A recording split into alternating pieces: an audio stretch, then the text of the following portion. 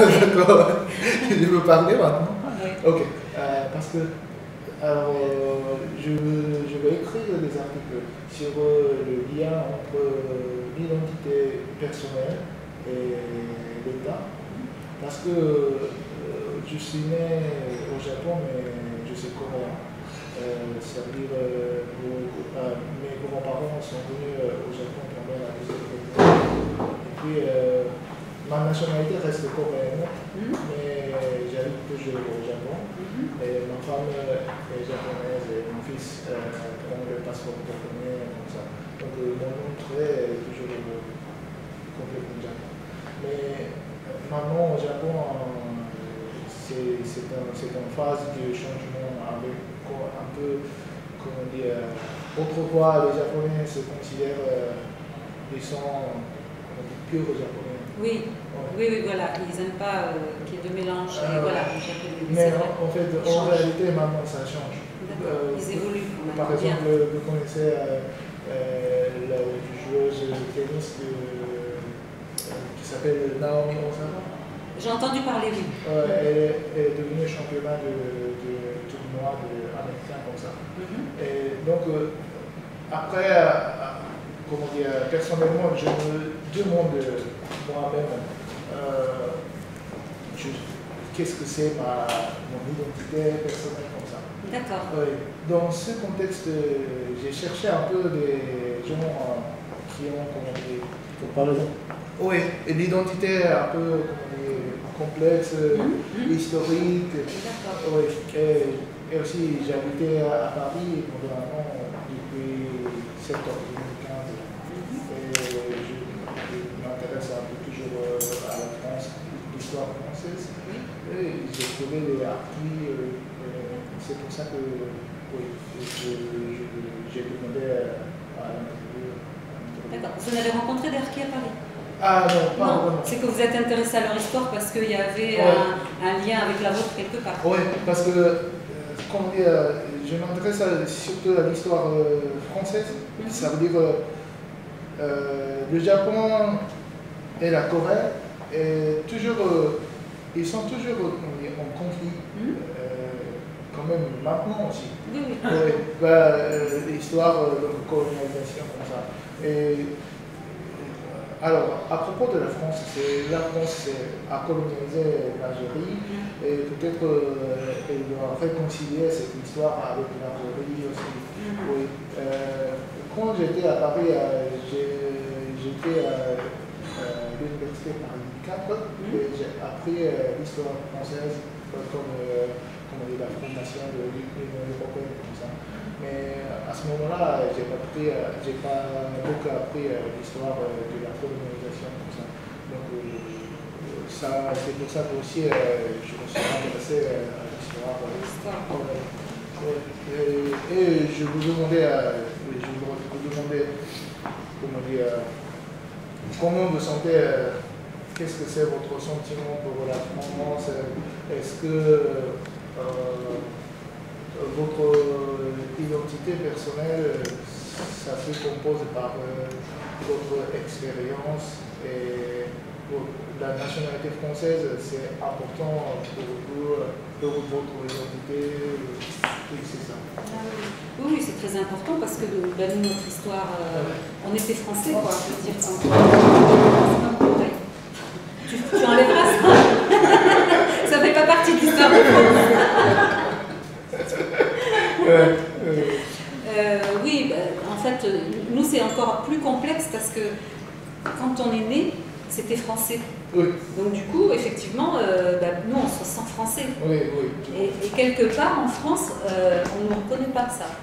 C'est-à-dire qu'à un moment donné, quand on est arrivé en 62, je ne sais pas si vous c'est passé comme ça, à un moment donné, ils ont demandé à nous aussi, à nos parents, est-ce que vous êtes d'accord de garder la nationalité française?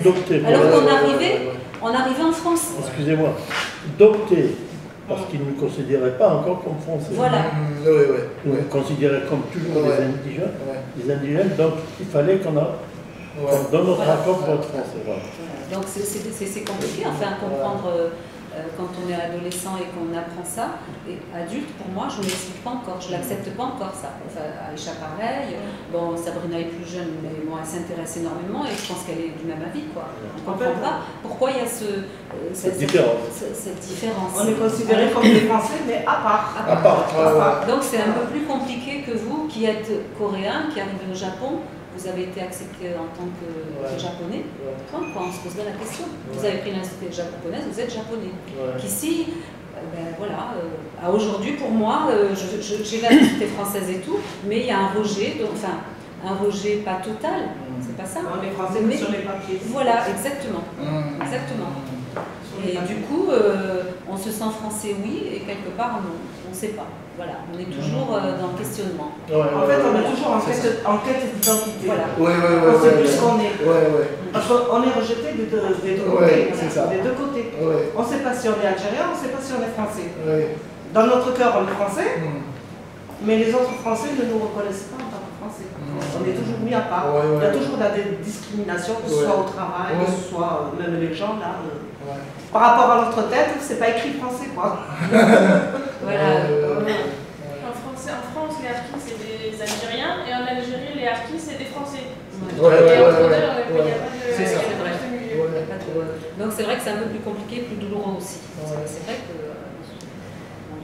où on va se positionner. Alors, on est français, on va défendre la France à fond, et puis à un moment donné, on se dit, on est déçu, on se dit, ben non, j'ai envie de dire, ben moi la France, voilà quoi, on ne m'accueille pas en tant que française, donc voilà.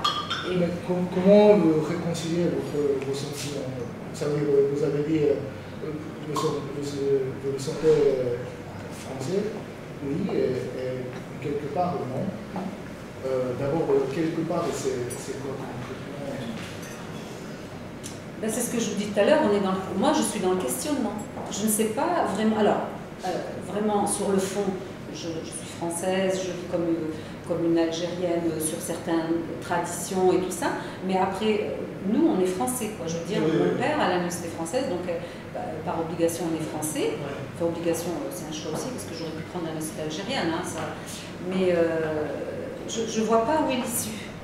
Je ne vois pas, d'autant plus que maintenant, des années après, malheureusement, eh ben, on nous le fait ressentir plus. Voilà. Et par la communauté algérienne qui est là, qui est arrivée après nous, et par les gouvernements, mais c'est insidieux. Ils ne vont pas nous dire, si, ils vont dire, mais non, vous êtes français et tout, mais c'est pas vrai. C'est pas vrai, ils ne font rien en fait. Ils ne font rien pour cette reconnaissance. Donc à partir de là, on est toujours dans le questionnement et dans l'indécision et dans... Voilà, moi je parle de...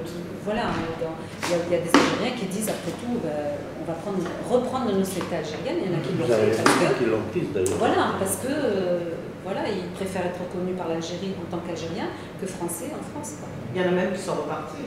Oui, il y en a qui repartent. Au début c'était un peu plus difficile parce que la blessure était présente, et puis le temps passe et puis vous avez de plus en plus d'enfants de harkis qui repartent en Algérie.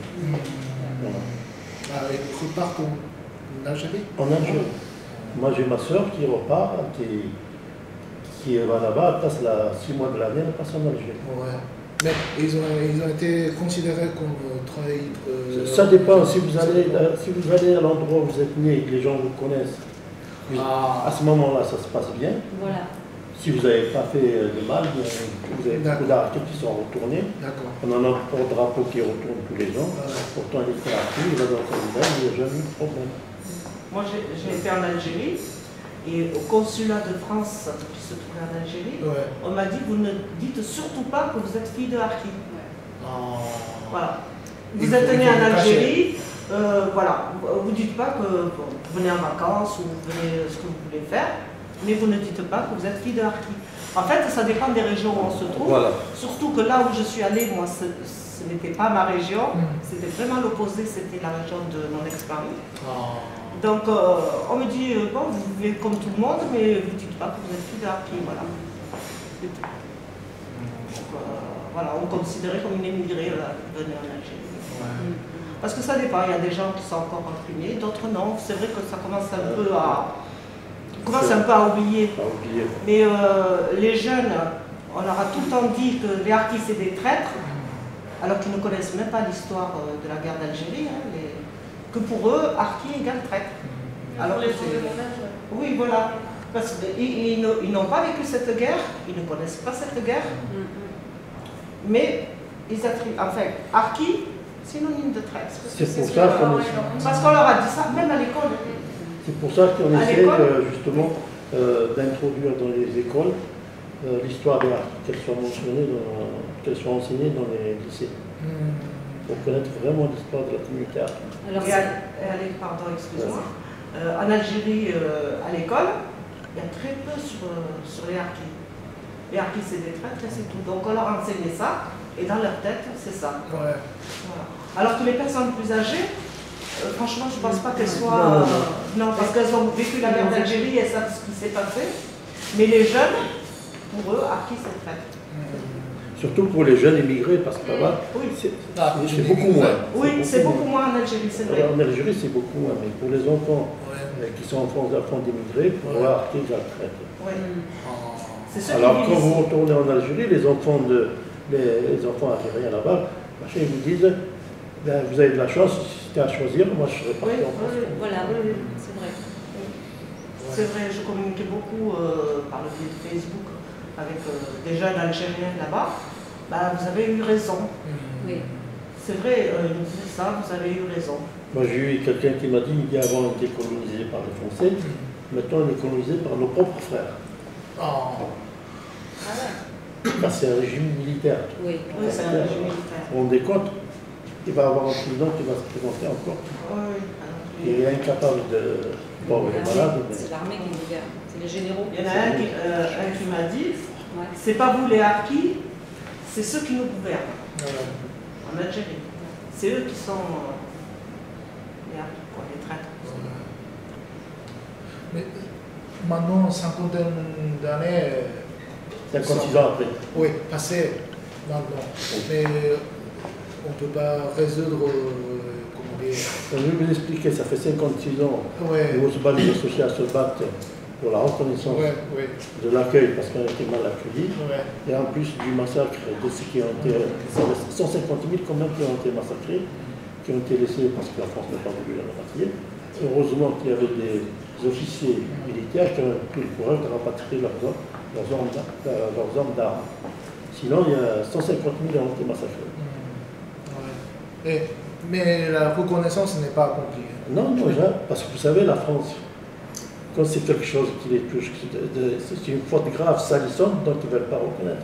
C'est une honte. C'est une honte. Ils ont abandonné leurs soldats, donc on peut dire en terre ennemie si on veut, parce qu'ils savaient très bien ce qui les attendait. Une fois l'armée française partie, ils savaient très bien que ceux qui avaient les harkis ou n'importe, ceux qui les attendaient. Donc c'est une honte de reconnaître, voilà, on a abandonné nos soldats en terre ennemie. C'est un crime. Oui, c'est un crime. Donc c'est très dur pour reconnaître, même 56 ans après. Puis il y a des indemnités après au niveau de l'Union Européenne, ils ont des engagements, donc s'ils acceptent, après ça fait... Oui, c'est une question d'argent aussi. Qui dit reconnaissance, dit indemnisation. Et c'est vrai que... L'indemnisation des deux côtés. Des deux côtés. Pour les Algériens, des deux côtés. Oui. Mais quel est votre sentiment pour la France? Ça veut dire sympathie, patriotique, je ne sais pas, colère franchement, je ne sais même pas quoi exprimer. Je ne sais pas si c'est de la colère. En fait, j'en veux pas aux citoyens français. Oui. Moi, j'en veux au gouvernement qui était à De Gaulle. Voilà, De Gaulle, voilà. Et un peu au gouvernement. Voilà. C'est lui qui a mis cette pagaille, si on peut dire. On n'en veut pas aux Français. Voilà. Le citoyen, on n'en veut pas. On ne lui en veut pas. Donc, il est pour rien. On en veut aux divers gouvernements qui ont gouverné la France depuis 1962. Voilà. Et surtout les premiers. Les premiers. Après, sous la présidence de M. Charles de Gaulle. Parce que M. Charles de Gaulle était un grand homme, peut-être pour la France pendant la Seconde Guerre mondiale. Mais pour l'Algérie, il a complètement abandonné. Aussi bien les pieds noirs que les harkis.